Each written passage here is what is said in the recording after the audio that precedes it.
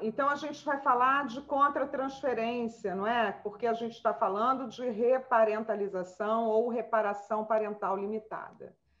E esse assunto é importantíssimo, importantíssimo. Eu falei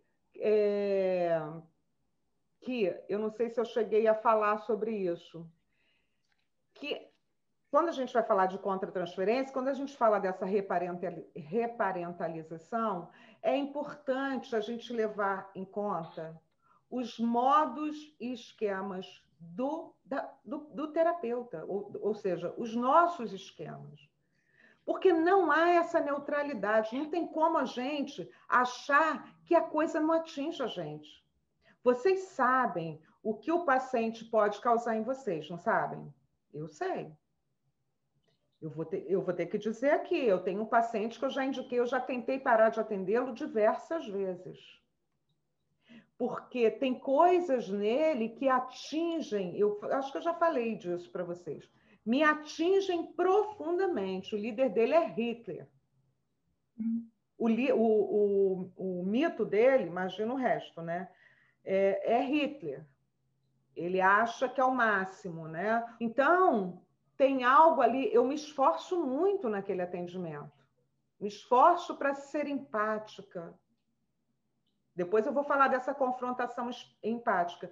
Mas algo nele me atinge de forma contundente. Eu já tentei transferi-lo, só que ele se agarrou de uma forma a mim que eu não consigo. Então, eu tento tratar, vou lá no meu terapeuta e compro 4 sessões com ele, me dá 4 sessões para eu manter aí, para eu fazer uma manutenção aqui na minha subjetividade, porque isso está me deixando acachapada, entendeu?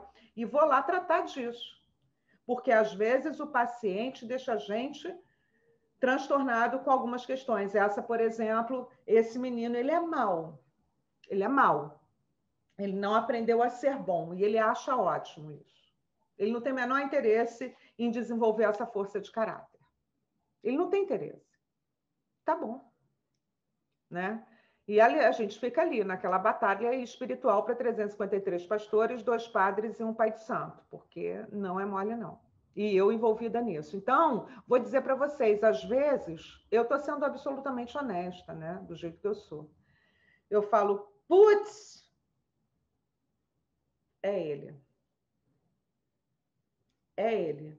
E aí eu tento vou lá, mudo as minhas questões mentais, eu falo, eu escolhi trabalhar com isso, então não tem jeito, são os ossos do ofício. Mas eu vou lá tentar fazer a reparentalização com ele, tá? Isso é disso que a gente está falando.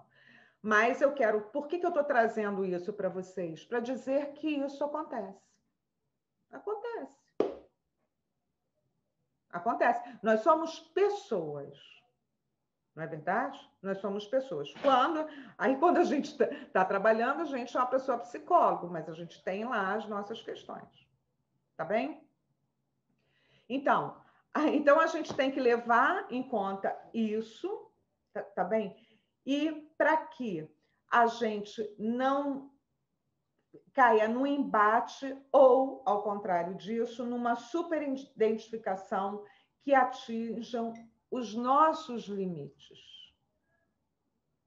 Os nossos limites. Então, a gente tem que estar, assim, bem orientado, né? Tem que estar atento a essa necessidade do paciente e compreender o que cada comportamento pode significar. O que eu fico aqui na minha cabeça quando ele diz essas atrocidades para mim? Eu fico repetindo como um mantra, ele não aprendeu a ser bom. Ele não aprendeu a ser bom. Não teve quem o ensinasse. Eu vou ter que estar aqui, nessa confrontação empática, que também é uma técnica de reparentalização, que eu vou falar para vocês. Eu vou ter que ficar nessa confrontação empática com ele até flexibilizar esse sujeito. Não é verdade? E não posso assumir uma postura moralista. Isso é ruim ou isso é bom? Isso não me cabe. Eu não sou juíza.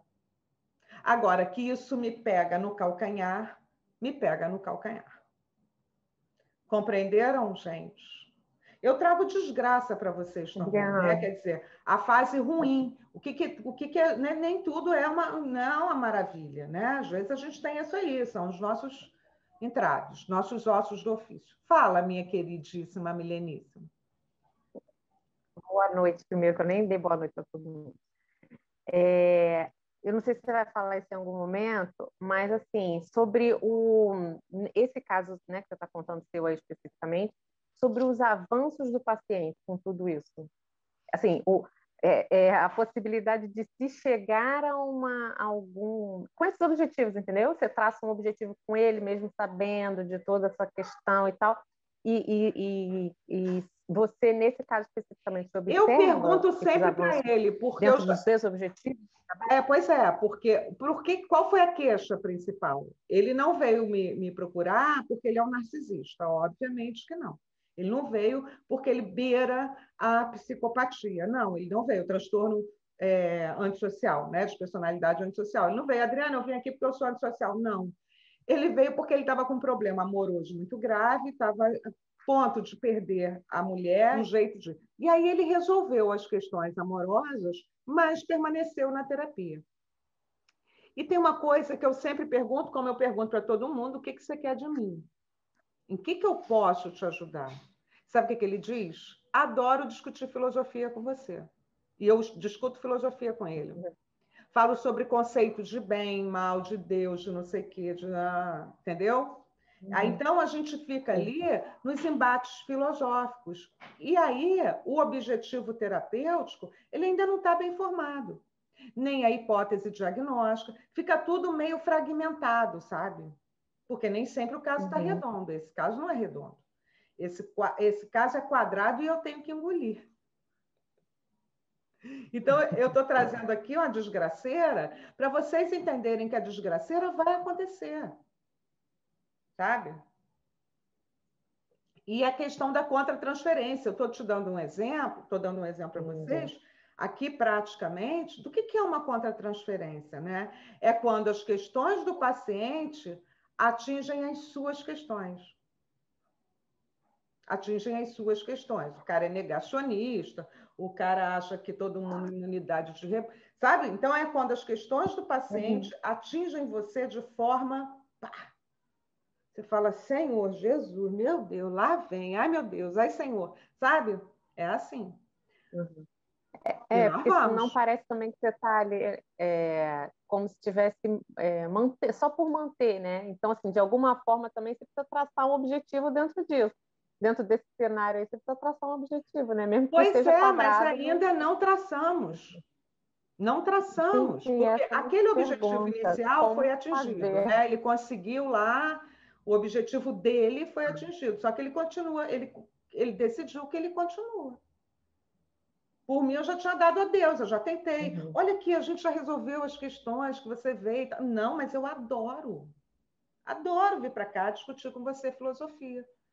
Conceito de Deus, conceito de bondade, de maldade, sabe? E aí, ok, eu não vou inventar cabelo em ovo, né? Falar, você tem que ser bom, eu não posso dizer isso. Ah, meu objetivo terapêutico é torná-lo bom? Claro que não. Quem sou eu para torná-lo bom? Se ele quisesse, se ele dissesse para mim assim, Adriana, eu me sinto uma pessoa má, eu preciso aprender bondade. Eu falo, opa, vamos fazer um exercício para desenvolver essa força de caráter, porque a bondade é exercício. Você não aprendeu a ser bom, vamos lá. Criar empatia, vamos entender isso, o que é assim. Não, ele não tem. Quando eu toco a empatia, ele fala, não, que empatia? Imagina. Empatia nada, eu quero que todo mundo se ferre. Assim. Eu falo, bom, ok. Eu não posso dizer para ele, não, você não pode querer que todo mundo se ferre. Ele quer. Ele é essa pessoa. Entende o que eu estou dizendo? Eu tento discutir, aí eu coloco temas para ele. Eu uso muito meus cards. Eu uso muito. Porque ele é o cara que quer. Então, aquelas perguntas levam à reflexão e aí a gente discute sobre isso. Aí a gente cai sempre na filosofia, porque eu gosto do assunto, ele também. Aí a gente discute autores, fala de Spinoza, fala de Nietzsche, fala de não sei o quê. E vai. Tá? Então, é isso. Assumir essa posição pode ser um trabalho árduo, sabe? Porque a gente precisa ler, entre aspas, os sentimentos dos pacientes e se envolver com isso de forma deliberada, sabe? E, ao mesmo tempo, a gente precisa evitar que os nossos esquemas ou as nossas questões interfiram ali. Então, eu preciso evitar. A minha posição política, por exemplo, que é muito bem marcada, muito clara, não pode, de jeito e de maneira nenhuma, estar inserida nesse contexto do setting terapêutico. Não podem, de nenhuma forma, porque isso não diz respeito ao tratamento. Tá bem? Essa contratransferência, ela pode ser utilizada de forma a auxiliar o tratamento. Olha aqui. O terapeuta não pode repetir as respostas que o mundo dá para o paciente. O que eu tenho que fazer naquele momento, né? Como uma reparentalização? Eu tenho que ser a pessoa ou o modo diferente de lidar com as questões dele. Sabe? Por exemplo, no caso desse menino, ele não tem interlocutor. Ele não tem com quem falar sobre filosofia. Então, eu falo. E, aproveitando, falo sobre as questões dele. Sabe? Mas o objetivo aí fica diluído. Nem sempre a gente consegue fazer aquela... se pudesse, fazer aquele caso redondo. Nem sempre. Às vezes a gente tem dificuldade, é paciente difícil, refratário. É o que a gente chama de paciente refratário, né? Então... a contratransferência, que é isso que eu estou dizendo, né? O quanto as questões do paciente podem interferir nas nossas questões, podem ativar nossos esquemas também, nossas histórias, é um conceito, esse conceito de contratransferência, ele é psicodinâmico, fundamental na teoria psicanalítica, principalmente. Olha o quanto a terapia do esquema ela é democrática, ela utiliza esse conceito da psicanálise. Em TCC nem se fala sobre contratransferência, esse conceito não está nem, né? Não é nem cogitado, né? Aqui em terapia do esquema, sim, e isso é muito interessante, porque é impossível, de pessoa, como o Ricardo ressaltou, né? De pessoa para pessoa, como diria o Jung, né? Não é Jung? Ou Rogers, Carl Rogers, não sei, fala, Ricardo. Jung ou o Rogers, humanista? Carl Rogers, de pessoa para pessoa, como é humanista, né? O Carl Rogers entende isso. O quanto a gente se atinge, se implica nas questões do paciente. Então, a contratransferência são emoções que o terapeuta experimenta no decorrer do processo terapêutico em relação ao paciente. E são relacionadas com circunstâncias sentidas na sua própria vida, que o afetaram consciente ou inconscientemente. Quando eu contei para vocês esse meu caso drástico, né, dramático, tem outros casos que vocês podem sentir algumas coisas, mas de forma inconsciente. Isso, para mim, é claro. O que eu sinto em relação a esse paciente é muito claro. Eu sei o que me pega. Agora, tem terapeuta que está atendendo o paciente e ai, meu Deus, que enjoo, que não sei o que ele não sabe exatamente o que aconteceu. Mas é esse processo que a gente tem que levar em conta. O que no paciente te causa algum tipo de emoção. E entendendo, a gente não pode deixar que isso interfira no processo. A gente precisa entubar e tratar na nossa análise pessoal, na nossa terapia pessoal e aqui na supervisão, que é um lugar para a gente falar sobre isso também, não é? É um lugar para a gente falar sobre isso também, é um lugar de conforto, para a gente saber que nem sempre, por isso que eu trago desgraças de vez em quando, nem sempre tudo é redondo, não. Olha, aí às vezes eu fico, juro para vocês, meu Deus, esses 50 minutos parece 1h30. Eu fico contando no relógio, para acabar. Entenderam, gente? Entenderam que isso pode acontecer? Tá? Olha aqui. Então, tal como os pacientes têm transferência, os terapeutas têm contratransferência, já que todo relacionamento atual é uma nova edição de antigos relacionamentos que você tem na sua vida, que teve na vida e que tem agora em outros lugares.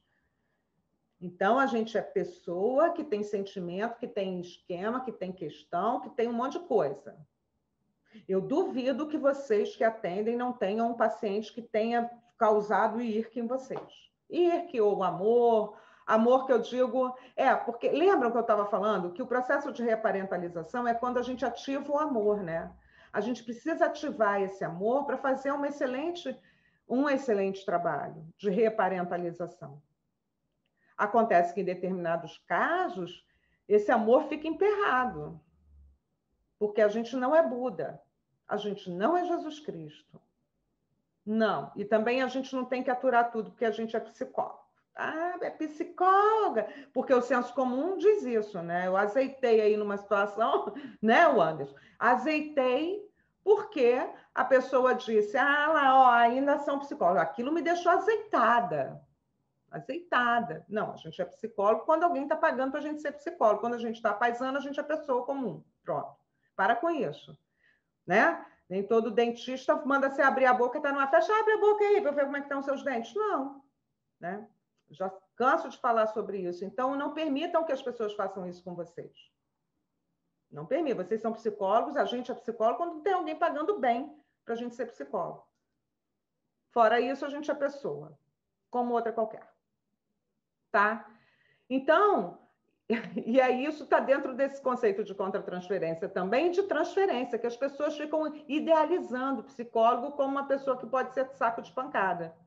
Ai, mas você gritou, você não é psicólogo? Eu falei, gente, mas psicólogo não grita não, Jesus. Jesus. Quando foi? Eu tive um paciente, eu acho que eu falei isso para vocês lá no meu curso de esquemas, que ele tinha 51 anos, estava se formando, já fazia estágio, ele disse... Adriana, antes de te conhecer, eu achava que psicólogo não tinha problema. Um homem de 51 anos de idade. Eu falei, por quê? Porque na faculdade parece que ele não tem problema, não. Nenhum professor tem problema. Tá todo mundo acima do bem e do mal. Eu falei, cara, não pode. Ele fez...